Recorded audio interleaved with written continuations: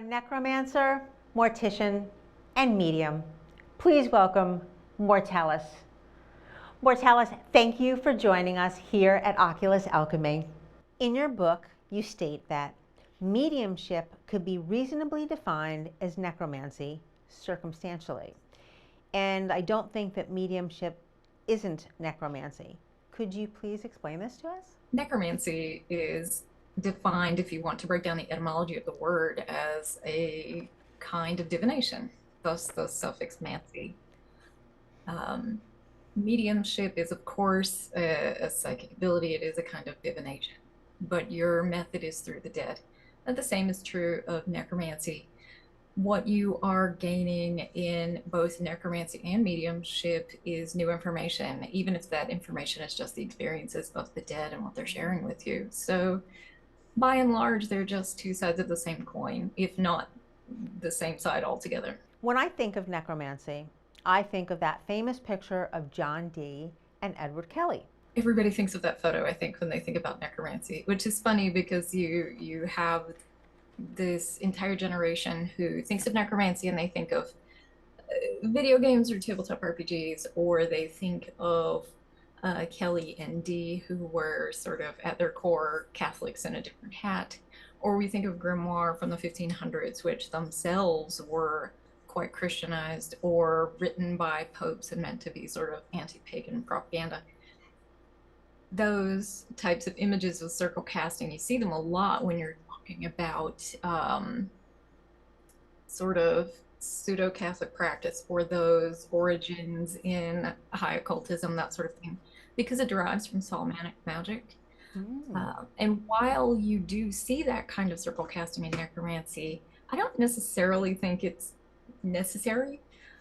I would never cast a circle that had the dead on the outside of my circle, like in that image with Kelly and Dee, because they are human and I don't find them frightening. They're just people that I've invited to my space. Let's discuss the importance of grieving time and the soul's journey after death. I think that there's going to be a lot of difference depending on individuals and their culture and what their sort of foundational beliefs are.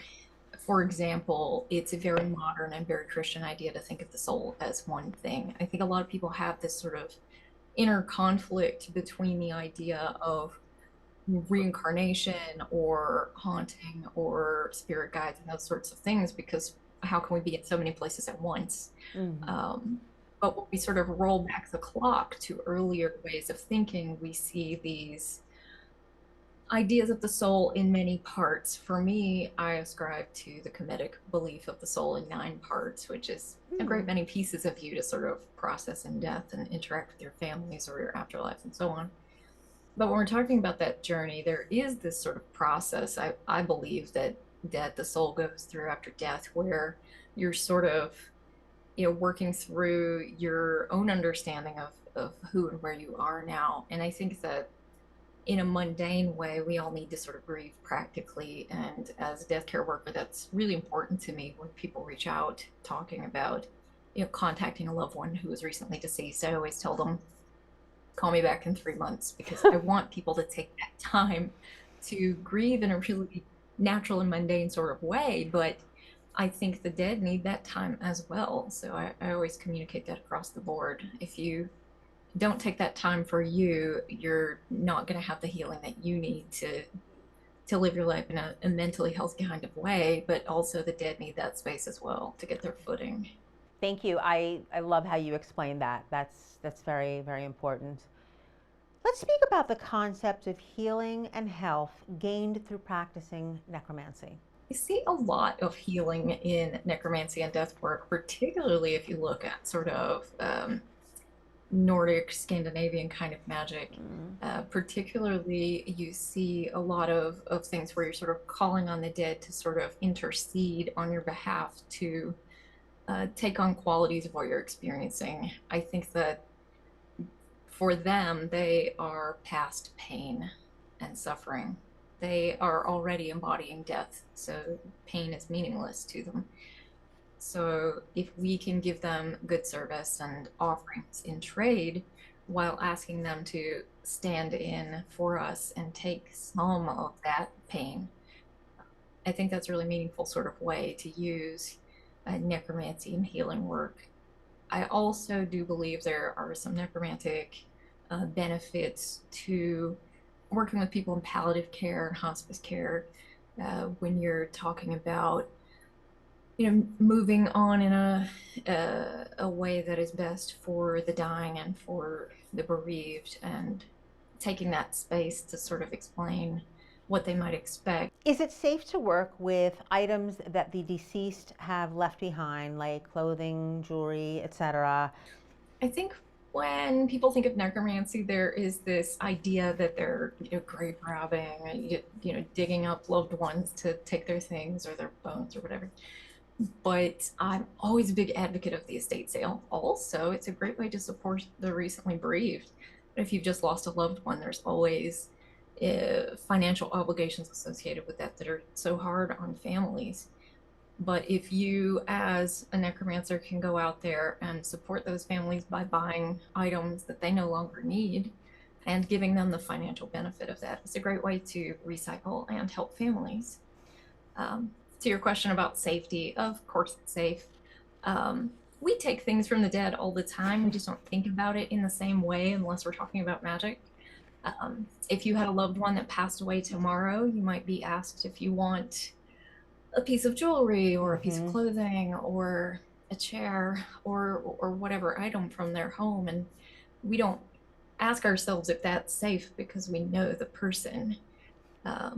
It only seems unsafe when we're applying it to a practice that we're not sure about. You state that skepticism is important. Do you believe this is an important part of working with the dead? I think that for any practice, skepticism is important, particularly when we're dealing with psychic abilities like mediumship and that sort of thing. It's really important to have good mental health care, be in a good place with that. You want to ensure that what you're experiencing is a magical experience and not a mundane one that you would want to keep in check. I think that when we can rule out these sort of mundane avenues for experiences that we're having, it does not diminish the experiences, it makes them more powerful. Particularly, I think, when you are working with the dead, you want to have a firm foundation of, what you're hearing and experiencing. If you're feeling strange feelings in a location, make sure there isn't black mold, for example. If you are hearing something, make sure your plumbing is good. If you can rule out these kinds of things, then you can be in a healthier place with your magical experiences. And I think that's always good. What is your advice to a beginner that wants to incorporate necromancy into their personal practice? Whenever I get that question from beginners, I always tell them the same thing. You're already doing it. You just haven't put the language to it. We practice necromancy every single day of our lives. Whenever we put gasoline in our car, which comes from deceased dinosaurs, when we walk around in a home that's built on the bones of dead trees in the form of lumber, when we eat a ham sandwich, when we reheat leftovers in the microwave so that we can resurrect them and derive life from them. We use death and death magic every day, all the time. So there's no incorporating, it's just accepting and adjusting the language and the perception. You have a lovely website. What is one of the top sellers?